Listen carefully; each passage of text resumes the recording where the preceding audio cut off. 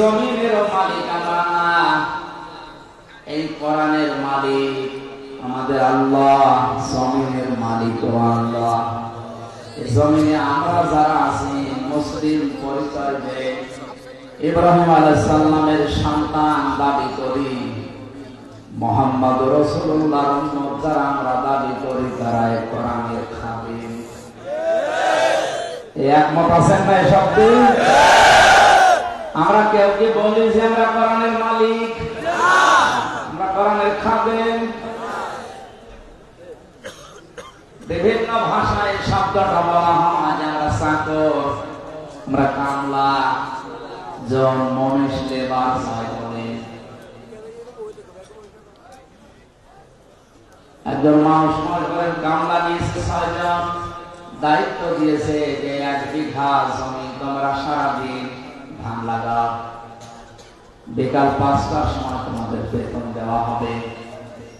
সারাদিন আমরা কষ্ট করে লাগালাম, বিকাল 5টা বাজার 10 মিনিট আগে 4-5 জন মস্তান এসে বলছে না এই ধান আর লাগানো যাবে না, যেগুলো লাগিয়েছিলাম আরো থেমে ফেলতেছে। অন্তত আমরা কামলা যারা আছি, বিবেক যদি আমাদের থাকে, মনুষ্যত্ব থাকে, আমাদের যদি মাথায় মগজ থাকে, শরীরের শক্তি যাই থাকুক না কেন, বলা লাগবে ভাই মাস্তান আর একটু পরে কাজগুলো করে, আর 10 মিনিট পরে আমার কাজ শেষ হয়ে যাবে। এরপরে মালিক আমাদেরকে বেতন দিয়ে দেবে। এই বেতন দিয়ে আমার শরীর, আমার সংসার, আমার পরিবার চলবে। ধানগুলো যদি আপনি এখনই তুলে ফেলেন, তাহলে মালিক আমাদের বেতন দেবে না। কারণ এই জমিনের মালিকও আমরা নাই, ধানের মালিক আমরা। আমরা শুধু কামলা। আমরা কি? এরপরও যদি মাস্টাররা বলে না এই জমিনের ধান সব তুলে ফেলবো, আমার মনে হয় আমরা যারা কামলা আছি, জীবন দিয়ে হলেও তাদেরকে 10 মিনিট পর্যন্ত বাধা দিয়ে রাখা লাগবে। কারণ বিকাল 5টা নামাজ মালিক আমাদের বেতন দেবে না। বেতন না পেলে আমাদের সংসার, আমাদের শরীর চলবে না। এটা যেভাবে বুঝলেন, বিকাল 5টা মানে জীবনের শেষ দিন। 5টা মানে বেতন মানে আমাদের জান্নাত। এ জমিনে কোরআনে কারীমের খাদেম যেন আমরা যতদিন অন্তত জীবনের শেষ দিন না আসে, এর মাঝে যদি কেউ কোরআনে কারীমের গায়ে হাত দেয়, তুলে ফেলতে চায়, অবশ্যই তাকে সে কোনো কায়দায় বাধা দেওয়া লাগবে। এ বাধা দিতে গিয়ে যদি মারামারি হয়, বলেন যদি রক্তপাত হয়, যদি মেরে ফেলা লাগে, আমরা কিন্তু এরকম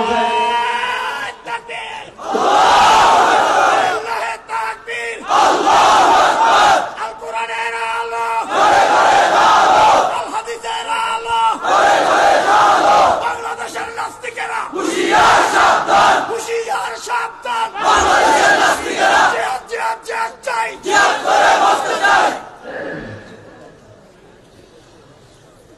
সুতরাং হেফাজত যেটা আল্লাহ করবেন। আমরা যেহেতু কামলার দায়িত্বে আছি, খাদেম হিসাবে আছি, যতদিন জীবনের শেষ দিন না আসে, অবশ্যই আমরা পাহাড় দিয়ে রাখবো ইনশাআল্লাহ। এই কোরআন শোনার জন্য যারা রাত জেগে সারা রাত পর্যন্ত বসে আছে, মাজলিসে তাকবীর খায়রুম মিন ইবাদাতি 60 সানা। নবীজি বলেন, দিন শিক্ষার জন্য 1 ঘন্টা যদি কেউ ব্যয় করে, 60 বছর নফল ইবাদতের চাইতেও বেশি সওয়াব পাওয়া যায়।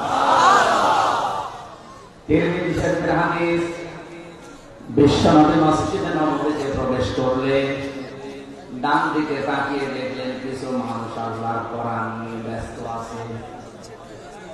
বাম দিকে তাকিয়ে দেখলেন কিছু মানুষ আল্লাহর জিকিরে লিপ্ত আছে।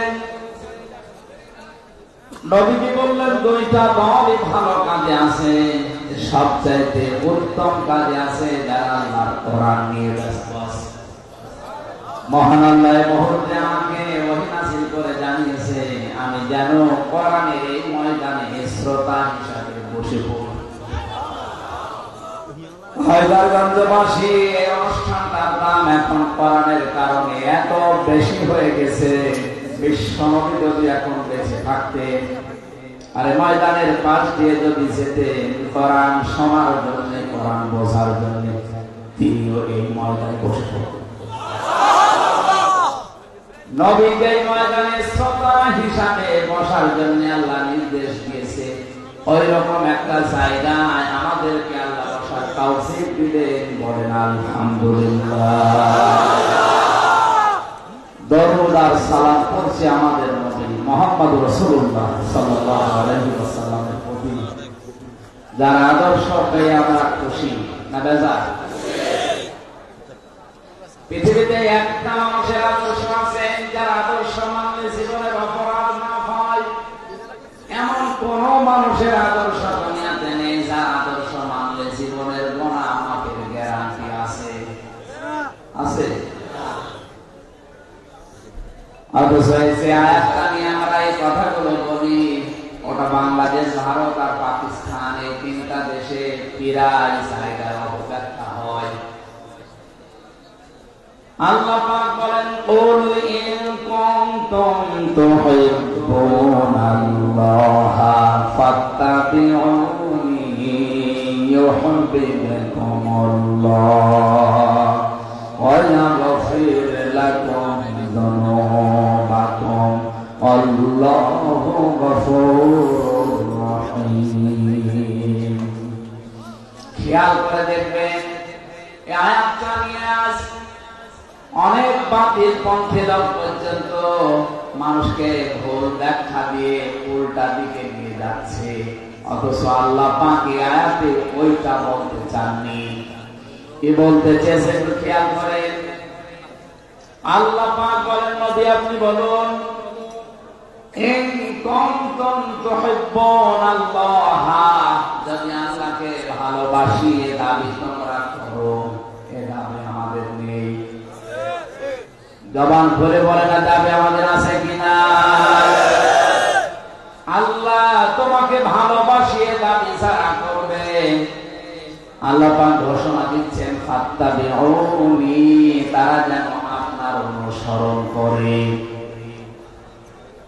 চট্টগ্রামে বিভাগের ভেতরে যতগুলো জেলা আছে অধিকাংশ জায়গায় আশিকে রাসূলের নাম নিয়ে অনেকেই বলতে চায় আল্লাহকে যারা ভালোবাসে তারা রাসূলকে ভালোবাসবে। এখানে এই শব্দ নেই। এখানে হাত বন্যা দিয়ে আল্লাহ তাবন দিয়েছেন, তা বানাইন। আমি অভিধান যতগুলো দেখেছি বিশ্ববিদ্যালয়ে থাকাকালীন প্রত্যেকটি অভিধান বেত্তায় তাবন শব্দের শাব্দিক অর্থ দিয়েছেন দেখে দেখে সবা। আপনি এখানে ভালোবাসার অর্থ বলছেন, কোন সেন্স আমার তো বুঝে আসে না। কেউ যদি রাসূলকে অনুসরণ করে দেখে দেখে যাবে, ফাত্তাবিউনি ইউহিব্বুকুমুল্লাহ, তার প্রধান পুরস্কার আল্লাহ বলেন আমি নিজেই তাকে ভালোবাসা আরম্ভ করব। আমি তাকে ভালোবেসেছি বা ভালোবাসা আরম্ভ করেছি এ কথা এখানে নেই। ইউহিব্বু মুজারে বর্তমান ভবিষ্যৎ প্রেজেন্ট ফিউচার আল্লাহ ইউহিব্বু দিয়েছেন। এই কারণে কেউ যদি রাসূলের অনুসরণ করা আরম্ভ করে আল্লাহ তাকে ভালোবাসা শুরু করবে। এখন আমাদের প্রশ্ন হচ্ছে অনুসরণ এটা কি আংশিক না পূর্ণাঙ্গ? বিবেকের কাছে প্রশ্ন করেন তো এই দেশে আমরা যারা আশিক রাসূল দাবি করছি আমাদের অনুসরণ কি পূর্ণাঙ্গ না আংশিক? হয়তো কেউ নামাজ পড়ে দাড়ি রেখে রোজা রেখে পাগড়ি বায়ান মাথায় দিয়ে জোপা গায়ে দিয়ে অথবা সর্বোচ্চ তস্কর খানা দিছিয়ে খাবার খেয়ে খাবারের পরে মিষ্টি খেয়ে শেষ। বাকি রাসূলের 63 বছরের বিশাল জীবনে আর কোন জায়গা নেই, বলেন না? নবীজি তার স্ত্রীদের সাথে কি ব্যবহার করতেন, সামাজিক জীবনে, পারিবারিক জীবনে, রাজনৈতিক জীবনে তিনি যে 10টা বছর রাষ্ট্র চালিয়েছেন, প্রধানমন্ত্রী ছিলেন, এই সমস্ত জায়গার কথাগুলো বললে যারা রাজনীতি মনে করে মানুষকে ধোঁকা দিয়ে বোকা বানাতে চান, আল্লাহর কসম আপনার অনুসরণ হচ্ছে আংশিক, পূর্ণাঙ্গ না। আংশিক অনুসরণ করলে আপনাকে আল্লাহ ভালোবাসা শুরু করবে। বলেন বলেন। আব্দুল্লাহ ইবনে উবাইয়ের জীবনে পড়েছি, এই লোকটা বিশ্ব নবীকে অনুসরণ করেছিল, কিন্তু আংশিক। নামাজ রোজা বিশ্ব নবীর সাথেও তারা বিপরীত, ইফতারি করত, নামাজ পড়তো তার পেছনে, ওর দাড়ি ছিল, জন্মা ছিল, তসবিহ ছিল, সব ছিল। রাজনৈতিক জীবনে তলে তলে আদর্শ ছিল আবু জেহেল। এর অনুসরণ শুধু আংশিক হয়েছে, পূর্ণাঙ্গ না। এই জন্য আল্লাহ তাকে ভালোবাসেনি। আর আল্লাহ যদি ভালো না বাসে, তাকে আল্লাহ মাফ করবে না, জান্নাত দূরের কথা। এই সহজ কথাগুলো মাথায় আমাদের ঢোকে না, তাহলে উল্টা দিকে নিয়ে যান। আমি যে ভালোবাসা বাদ দিয়ে অনুসরণের ব্যাখ্যাটা এখানে করেছি, ভালো তো বাসায় লাগবে, মাস্ট বি, ভালোবাসা তো থাকবে, কিন্তু ভালোবাসার প্রমাণ দেওয়া লাগবে নবীজির জীবনের অনুসরণের মাধ্যমে। এই কথাটা মিডিয়ারা দেখবেন কালকে কাটছাট করে নরে বাংলা, ইংরেজি বাংলা এদের কাছে পাঠিয়ে দেবে, আর এরা বলবে আমির হামজা রাসূলের ভালোবাসার বিরুদ্ধে। কি ভালোবাসা আমাদের? বিশ্বনবীর আদর্শের কথা, ভালোবাসার কথা বলতে গিয়ে 3টা বছর আমার জীবন থেকে হারিয়ে গেল। আর ওদের জীবনের 1 মিনিটও নষ্ট হয় না। ওরা আসে গেল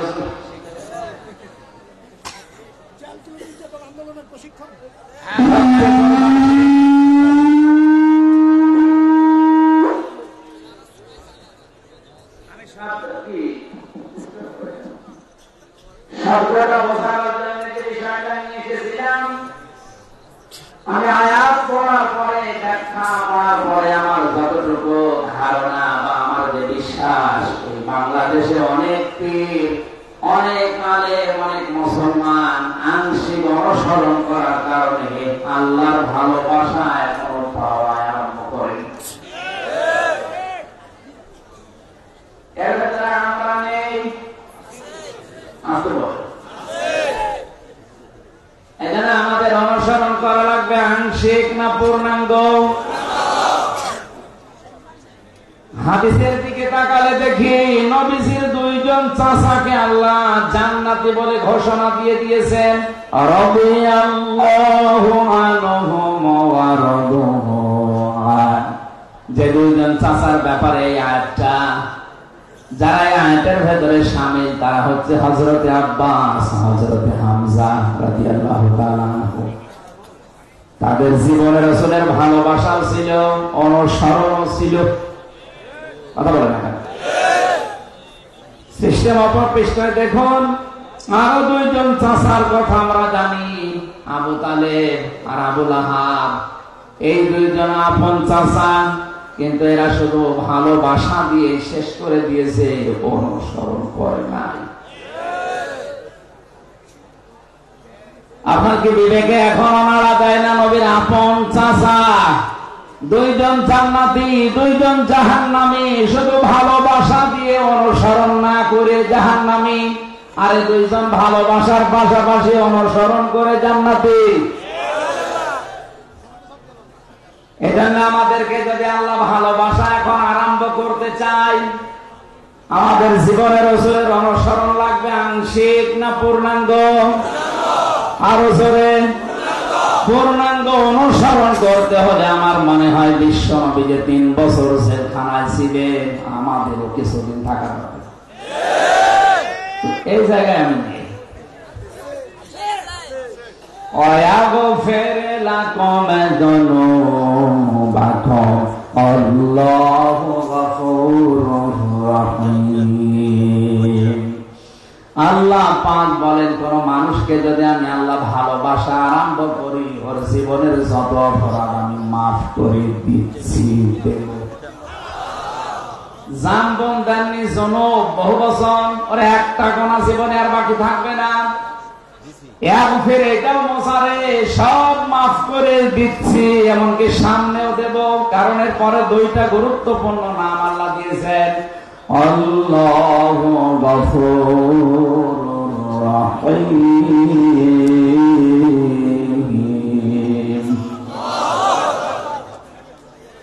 এতক্ষণ পর্যন্ত যেটা বোঝানোর চেষ্টা করলাম, এবার আসেন বাস্তবে। আল্লাহ পাক বলেন, قل أطيعوا الله والرسول فإن تولوا فإن الله لا يحب الكافرين। হে নবী, আপনি বলেন, তোমরা অনুসরণ করো, আনুগত্য করো, দেখে দেখে চলো আমি আল্লাহর বিধানকে, আমি রাসূলের আদর্শকে। এতটুকুই শেষ না, এ কথা শোনার পরে যে অনুসরণের সিস্টেম বললাম, আংশিক না পূর্ণাঙ্গ, এ কথা শোনার পরে যেভাবে দরকার ওইভাবে অনুসরণ না করে কেউ যদি মুখ ফিরিয়ে নেয়, অবশ্যই আমি আল্লাহ কাফেরদেরকে ভালোবাসছি না, বাসবো না। তার মানে আল্লাহর নবীর অনুসরণ যারা আরম্ভ করবে না, এরা কাফের। বলেন বলেন। আর কাফেরদেরকে আল্লাহ ভালোবাসছে না, বাসবেও না, ইউহিব্বু, এটাও নসারে। এমন মানুষের অনুসরণ করার কথা এতক্ষণ পর্যন্ত শুনছি, যে মানুষের অনুসরণ করলে জীবনের গুনাহ আল্লাহ সব মাফ করে দেয়। এখন থেকে আমাদের অনুসরণ আংশিক আর না, জীবন যতদিন আছে আমরা পূর্ণাঙ্গ করব ইনশাআল্লাহ। আমার আজকের আলোচনার বিষয়, একটা কাজে জান্নাতি। কয়টা? জেলখানায় যাবার আগে একটা ঘটনা ঘটেছিল, 2021 সালের দিকে কুষ্টিয়ায় এক লোক আমার বলছে, হুজুর যত কথা বলেন 1.5 ঘন্টা 2 ঘন্টা ধরে, এত মনে রাখা যায় না।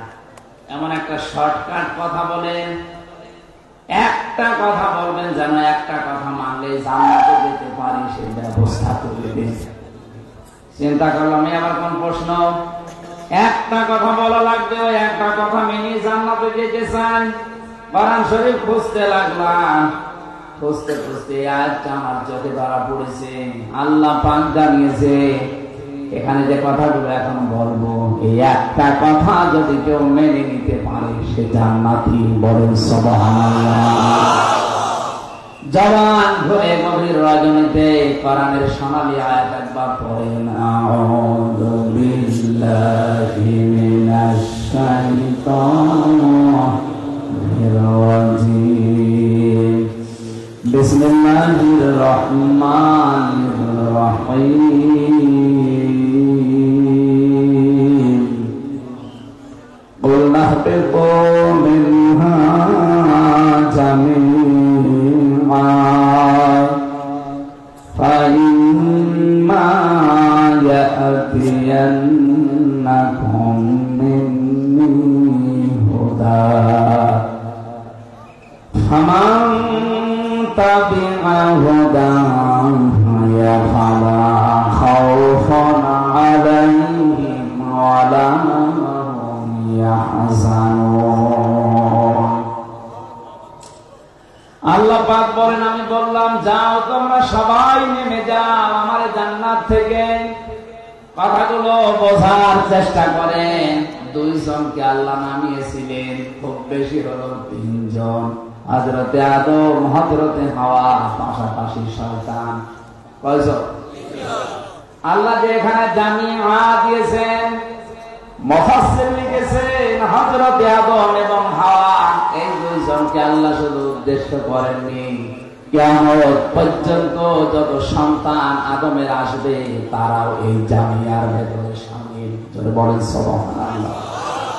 যেহেতু আমরা আদমের সন্তান নাকি, এই কথাটা ভুলিয়ে দেওয়ার জন্য আজ অনেক নাস্তিক মোরতাদেরা আমাদের শিক্ষা ব্যবস্থায় পর্যন্ত এটা চালিয়ে দিতে চায় যে আমরা আদমের সন্তান না, আমরা বানরের সন্তান।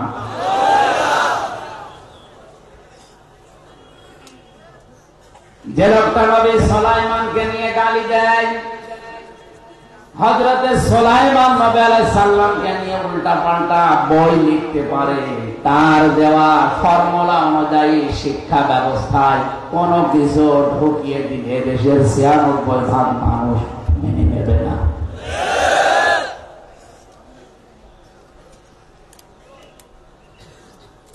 আপনি হয়তো বানরের সন্তান হতে পারেন, আপনার পূর্বপুরুষ থাকতে পারে, কিন্তু আমরা ওটা স্বীকার করি না। আমরা কোরআন জানিয়েছে আমরা আদমের সন্তান। আলাকাদ কাররামনা বানি আদম, আল্লাহ পাক বলেন আমি বনি আদমকে, বনি আদমের সন্তানদেরকে সম্মানিত করেছি। তোরে বলেন সুবহানাল্লাহ।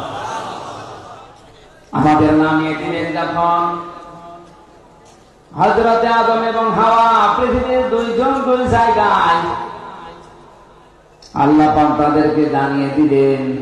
আফসোস করা, দুঃখ করা, হয়তো হতাশা, এগুলো ঘিরে ধরেছে তোমাদেরকে, কোনো অসুবিধা নেই। ফাইম্মা ইয়াতিয়ান্নাকুম মিন্নি হুদা, আমার পক্ষ থেকে যুগে যুগে হেদায়েত যাবে, কখন নির্দেশিকা যাবে।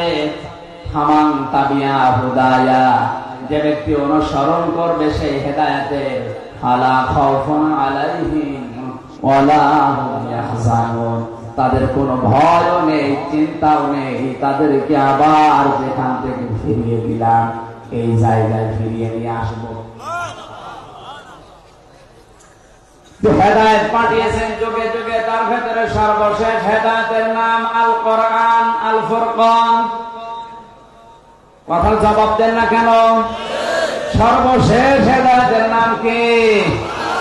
আল কোরআন, আল ফুরকান। কোরআনে কারীম যদি এখন সর্বশেষ হেদায়েতের এই কিতাব থাকার পরে, পাওয়ার পরে কেউ কোরআন থেকে সত্য মিথ্যা পার্থক্য করে বাকি জীবন চালাতে না পারে, আল্লাহর কসম ওর কপালে আর হেদায়েত বলে কিছু নেই। এবার গুরুত্বপূর্ণ একটা তথ্য বলবো, ভালো করে খেয়াল করে।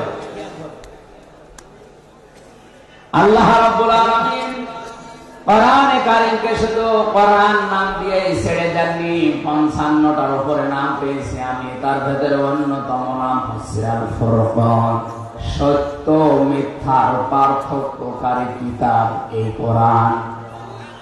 শাহরু রমাদান আল্লাযী উনজিলা ফীহিল কুরআন হুদাল লিন-নাসি ওয়া বায়্যিনাতিন মিনাল হুদা ওয়াল ফুরকান। আল্লাহ পাক বলেন এই যে রমজান মাস, এ মাসে আমি কোরআন নাযিল করলাম হেদায়েতের পথ নির্দেশিকা দিয়ে, স্পষ্ট দলিল আর প্রমাণ দিয়ে। এটা সত্য মিথ্যার পার্থক্যকারী।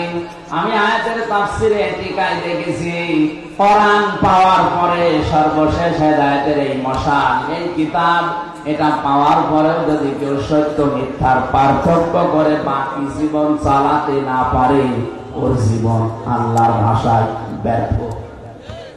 আমরা ব্যর্থ হতে চাই? আরো জোরে বলেন। এই যে ফালা খাউফুন আলাইহিম ওয়ালা হুম ইয়াহজানুন, আল্লাহর এই হেদায়েতকে যারা অনুসরণ করবে, দেখে চলবে, তাদের কোনো ভয় নেই, চিন্তা নেই। এই ৩টা বছরের অন্ধকার জীবনে আমি যতটুকু অভিজ্ঞতা, বাস্তবতা পেয়েছি, ২ মিনিটের ভেতরে একটা কথা শোনাচ্ছি। আপনার আগ্রহ, আপনার বাস্তবতা, আপনার ঈমান আমার মনে হয় আর বেড়ে যাবে। সূরা হামিম ৩০ নম্বর আয়াতটা লক্ষ্য করবেন।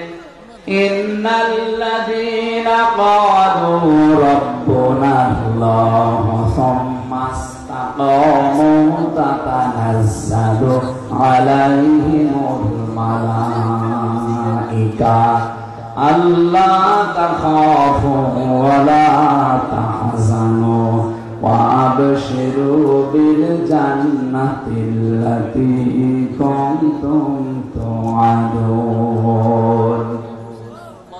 আল্লাহ পাক বলেন অবশ্যই যারা এই যে হেদায়েতের কিতাবের ভেতরে আয়াতটা আছে না নেই, এই আয়াতে আল্লাহ জানিয়েছেন অবশ্যই যারা একথা বলতে পারে যে আমাদের রব আল্লাহ, এর উপরে টিকে থাকে, ইস্তেকামাত পয়দা করে, দৃঢ়তা পয়দা করে, তাদের বিপদে আপদে আমি আল্লাহ ফেরেশতা নাযিল করে হলেও সাহায্যের জন্য পাঠাই। ফেরেশতারা এসে তাদেরকে সান্ত্বনা দেয়, কোনো ভয় নেই, কোনো চিন্তা নেই। তাফসিরে আমি এই যে আল্লাহ তাখাফু ওয়ালা তাহজানু, এই দুইটা শব্দ পড়তে গিয়ে বাইরে যতদিন ছিলাম আমি বুঝিও নাই, পাইও নাই, ভেতরে যাবার পরে 3 বছরে পেয়েছি এবং আমি শুনেছি। ফেরেশতারা এসে বলে একজন না, মালাইকা বহু বছর, বহু ফেরেশতা আল্লাহ পাঠায়। ওই লোকটাকে ডাক দিয়ে বলে আল্লাহর বান্দা, কোনো ভয় নেই, কোনো চিন্তা নেই। কিসের ভয়, কিসের চিন্তা? হয়তো মানুষের ভয় হতে পারে, চিন্তা হতে পারে যে এখন যদি আমি মারা যাই, এখন যদি আমার ফাঁসি হয়ে যায়, তাহলে আমার সন্তান, আমার সম্পদ, আমার যে বিশাল কিছু দুনিয়ায় দেখে গেলাম, এগুলো কি দেখবে? ফেরেশতারা ওই সময় তার কানের কাছে এসে বলে কোনো চিন্তা নেই, কোনো ভয় নেই, তুমি যে আল্লাহকে রব বলে টিকেছিলে, এই কারণে আল্লাহ তোমার সব কিছু নিজে পাহারা দেবে। এই সুসংবাদটা শোনার পরে এই লোকটা আনন্দ চিত্তে এগিয়ে যায়। শহীদ মীর কাসেম আলী রহমতুল্লাহ আলাইহি, এই লোকটাকে যেদিন ফাঁসি দেওয়া হয়, তাকে যে পাহারা দিচ্ছিল, কারারক্ষীর নাম তোরাব আলী। আমি জেলে যাওয়ার 7 দিন পরে উনি আমাকে ডাক দিয়ে বলছিলেন, হুজুর আমি পাহারা দিচ্ছিলাম এই লোকটাকে, রাত 10:01 ফাঁসি হবে। মাগরিবের নামাজ আদায় করে গিয়ে বললাম, স্যার আপনার আর 3 ঘন্টা পরে ফাঁসি, আপনি প্রস্তুতি নিন।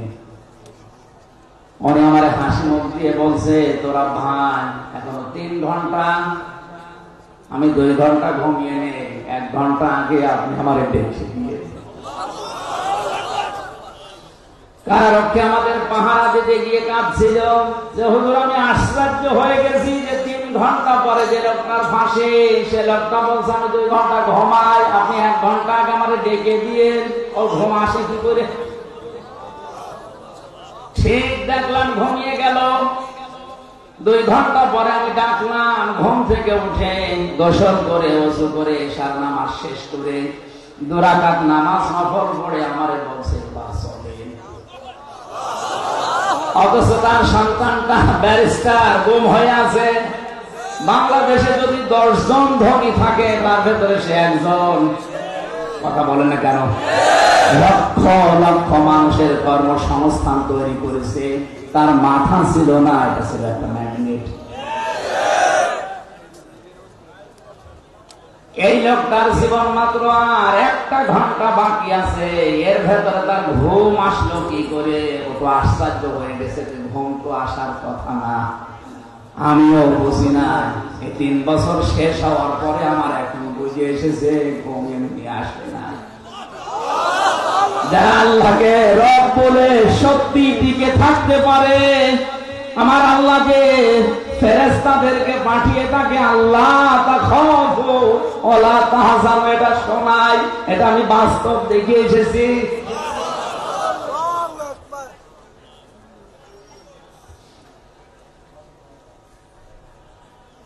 আমাদের অধিকাংশ মানুষের ওখানে ঘুম আসতো না, জেলখানায় সবচাইতে বেশি চলে ঘুমের বড়ি, কারণ ওখানে ঘুম আসে না। সারাদিন সারা রাত কোনো কাজ নেই, এক ঘরের ভেতরে 24 ঘন্টা তালা লাগানো, এদিকে 3.5 হাত, এদিকে 2.5 হাত, মনে হয় পিরাই কবর, কবরের কাছে একটু বড়। একটা ঘরের ভেতরে যাদের ফাঁসি হয়, আসামি যারা 30 বছর 40 বছর পরে মনে করেন ফাঁসি হবে, এই লোকটাকে একাধারে ওই এক ঘরের ভেতরে বন্ধ হয়ে থাকা লাগবে। আমি 3 বছর থেকে আমার মনে হয় আমি পাগল হয়ে যাচ্ছে। কোরআনের পাখিটা একটা ঘরের ভেতরে 13টা বছর কাটিয়ে গেল।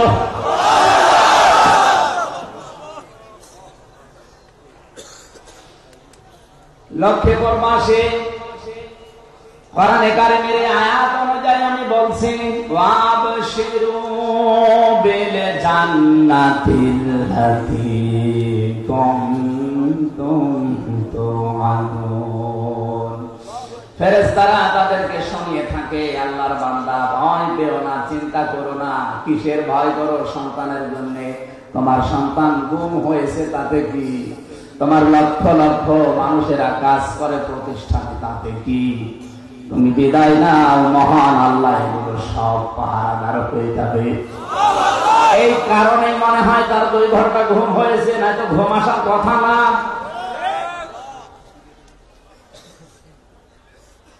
আমাদের কাছে আল্লাহ যে হেদায়েত পাঠিয়েছেন, এই হেদায়েতকে যদি সত্যি আমরা অনুসরণ করতে পারি আমাদের পূর্বপুরুষদের মতো, আল্লাহর কসম আমাদের কোনো ভয় থাকবে না, চিন্তা থাকবে না। আর 24 ঘন্টা আমরা আতঙ্কে আছি। কথা বলেন এখন? যদি বলেন হুজুর কই আমি তো ঠিক খাই দাই ঘুরি, আমার তো কোনো ঝামেলা নেই। নবীজি যে দায়িত্ব দিয়েছে আমাদেরকে, বাল্লিগু আন্নী ওয়ালাউ আয়া, আমার পক্ষ থেকে একটা বাক্য হলেও পৌঁছিয়ে দাও। ওই দায়িত্ব পালন করতেছে আমাদের জীবন আজ নিরাপদ।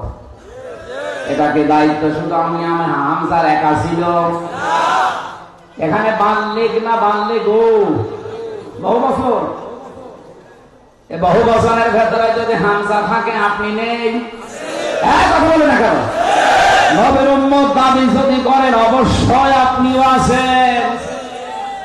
এ দায়িত্ব পালন করতে হবে আপনাকে। আমি একা করে টার্গেট হব আর আপনি বাহবা নিয়ে আনন্দে দুনিয়ার জীবন কাটাবেন না, এটা হতে দেওয়া যায় না।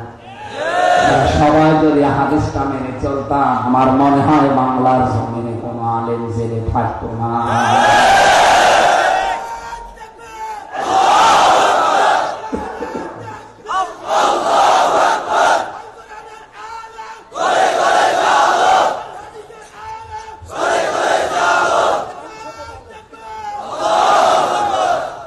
আল্লাহ রাব্বুল আলামিন বলেন, পাঠিয়ে দিয়েছি হযরত আদম আলাইহিস সালামকে দুনিয়াতে। পাঠানোর পরে সর্বশেষ যে হেদায়েতের চিঠি, হেদায়েতের কিতাব পাঠিয়েছি, তাদের দায়িত্ব হচ্ছে আমার পাঠানো এই চিঠিটা পড়া। আল্লাযীনা আতাইনাহুমুল কিতাবা ইয়াতলুনাহু হাক্কা তিলাওয়াতি উলাইকা ইউমিনুনা বিহি ওয়া মান ইয়াকফুর বিহি ফাউলাইকা হুমুল কাফিরুন খাসিরুন। আমি আল্লাহ তাদেরকে কিতাবটা দিয়েছি, তারা এর হক আদায় করে তেলাওয়াত করে। আমি তাফসীরের ভেতরে হক আদায় করে তেলাওয়াত করার 4টা অর্থ পেয়েছি।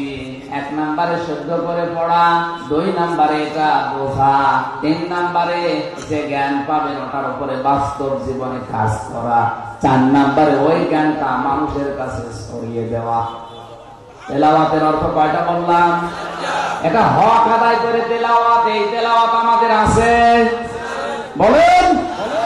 সর্বোচ্চ জায়গা থেকে শুরু করে আমি পর্যন্ত তাকান, আমাদের হয়তো শুদ্ধ করে তেলাওয়াত হয় এবং পড়া বোঝা পর্যন্ত শেষ।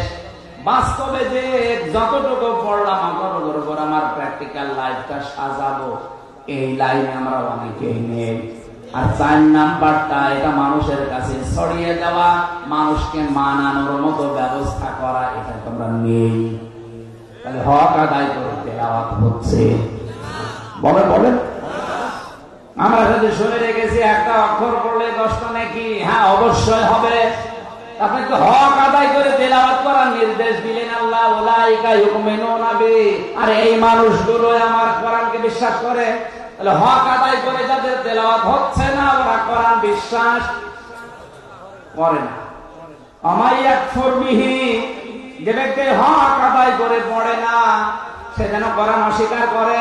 ফাউলাইকা হুমুল খাসিরুন, তাদের জীবন হবে ক্ষতিগ্রস্ত। জোরে বলেন নাউযুবিল্লাহ। এই আয়াতটা কোরআনে ভয়ঙ্কর আয়াত একটা। বিশেষ করে যারা কোরআন পড়ে বোঝে আমল করে কিন্তু মানুষকে মানানোর ব্যবস্থা করার লাইনে নেই। আমিও তো কোরআন পড়লে আমার অসুবিধা হতো না, কোরআন বুঝলে আমার অসুবিধা নেই। কোরআন যতটুকু পড়ি যতটুকু বুঝি ওর উপরে যদি আমি টোটা ফাটা কাজ করতাম আমার ঝামেলা নেই। যে আমি বলি না এটা আমি মানুষকে মানাবো তখনই আমার সমস্যা হয়ে দাঁড়ায়। আল্লামা শফি সারা জীবন কোরআন পড়েছে, পড়িয়েছে, বুঝেছে, বুঝিয়েছে, নিজে আমলও করেছে, টুকটাক অসুবিধা ছিল না। যেই কোরআনের পক্ষে অবস্থান নিয়ে নবীজিকে গালি দেওয়া এটা কোরআনের পক্ষে না বিপক্ষে? সূরা তাওবার 61 নম্বর আয়াতে আছে ওয়াল্লাযীনা ইউযুনা রাসূলাল্লাহি লাহুম আযাবুন আলীম। নিশ্চয় আল্লাযীনা যারা ইউযুনা এটা মুজারে বর্তমান ভবিষ্যৎ প্রেজেন্ট ফিউচার নবীজিকে কষ্ট যারা দিচ্ছে দেবে তাদের জন্য যন্ত্রণাদায়ক শাস্তি রেডি করছে কে? এই বাস্তবতা উপলব্ধি করে যখন কত বছর বয়সে মারা গেল? 100-এর উপরে না? বলেন তো যে সারাটা জীবন তার কোনদিন আমরা নামও শুনি না, সমস্যাও ছিল না। এই শেষ বয়সে এসে যখন এই 4 নাম্বারটা উনি আদায় করতে গেছে যে রসুলকে গালি দেয় এটা আমি মানি না, মানবো না, মানতেও দেব না, তখনই তার নাম পর্যন্ত পাল্টিয়ে গেছে, নাম হয়ে গেছে তেঁতুল হুজুর। ওনারে এখন সারা দুনিয়ায় আল্লামা আহমেদ শফির চাইতে তেঁতুল হুজুর বলতে বেশি চেনে। এ নামটা দিল কে? যে মাথা থেকে নামটা এসেছে তা গান এটা ছোটখাটো মাথা না।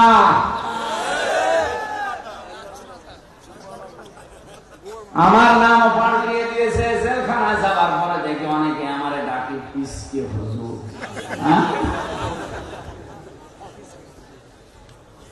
আপনারা হয়তো দেখেছেন আমার ওই ছোট মেয়েটা আমি 1 বছর রেখে গিয়েছিলাম জেলে, এখন ওর 4 বছর। জামিন হওয়ার কিছুদিন আগে কারাগারের যে পিজন ভ্যান আছে ওটা ধরে মনে হয় ঝুলিয়েছিল। আমারই তো পিসকে আছে, আমারই পিসকে বলে ডাকে। আমি নাম পাল্টি দিচ্ছি। আমি তো কোরআনে হক আদায় করে তেলাওয়াত করতে চাই, কারণ আমাকে যেখান থেকে আসা ওই জায়গায় আমার ফেরত যাওয়া লাগবে। আর কাজে একটাই, কাজ কয়টা? একটা কাজে আমার করা লাগবে। এবার আপনি হার হিসাবে মিলান, এই দেশের 100 জনের 95 জন মানুষ আল্লাহর এই চিঠি এই কোরআন শরীফ পড়তে পারে না। মাদ্রাসা যারা কায়েম করেছে এখানে এই কোরআন এখানে পড়ানো হয় না। আরো জোরে বলেন, এখানে কোরআন বোঝানো হয় না। এখানে কোরআনের উপরে আমলও করানো হয়। 4 নাম্বারটা এখান থেকেও যদি শুরু হয় যে আমরা কোরআন মানুষকে মানাবো, তখন আবু হানিফার মতো 8 বছর জেলখানায় থাকা লাগবে, ইমাম মালিকের মতো 42 দিন রিমান্ডে থাকা লাগবে, কোরআনের পাখির মতো শেষ পর্যন্ত জীবন দেওয়া লাগতে পারে। আমরা শুধু উল্টা দিকে নিয়ে যাই, আমরা কোরআন পড়ি না, আমরা নামাজ পড়ি না, আমরা তাহাজ্জুদ পড়ি। আরে ভাই, 4টা বিষয় লক্ষ্য করে কেউ যদি কোরআন না পড়ে সে হক আদায় করে পড়ে না, আর হক আদায় করে না পড়লে সে কোরআন বিশ্বাসও করে না।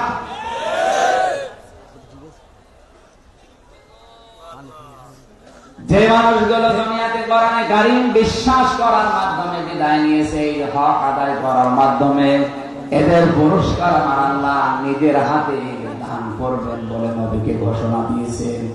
আমার আমিলা বিহি উজিরা, কোরআন দিয়ে যারা আমল করে এদের পুরস্কার আল্লাহ নিজের হাতে দান করবেন। আপনি হাদিস দেখে যদি আমল করেন, ফাজাইলে আমল দেখে যদি আমল করেন, ফজিলতের যে কিতাবগুলো আছে যদি পড়েন, আপনার কিয়ামতের ময়দানে আপনাকে আল্লাহ কিছু দেবে না তা না, হয়তো পুরস্কার দেবে ফেরেশতাদের দিয়ে, নবীদের দিয়ে, রাসূলদের দিয়ে। যে কোরআনের আমল যদি কেউ করে, মহান আল্লাহ নিজের হাতে তাকে পুরস্কার দান করবে। ফ্যাক্টরিতে কাজ করছেন, যদি ঘোষণা দেওয়া হয় আজকে আজকের বেতন দেবে ম্যানেজার, আমরা অনেকেই খুশি হব না যদি ঘোষণা দেওয়া হয় আজকে মালিক নিজে এসে মন মতো বেতন দেবে। অনেকের ভেসে খুশি জোয়ার বইবে। তারপরও দুনিয়ার প্রতিটি মালিকের একটা সীমাবদ্ধতা আছে। হাদিসের এই ভাষাটা অমানা আমিলা বিহি উজিরা, যারা কোরআন দিয়ে আমল করবে এদের পুরস্কার আল্লাহ নিজে দান করবেন।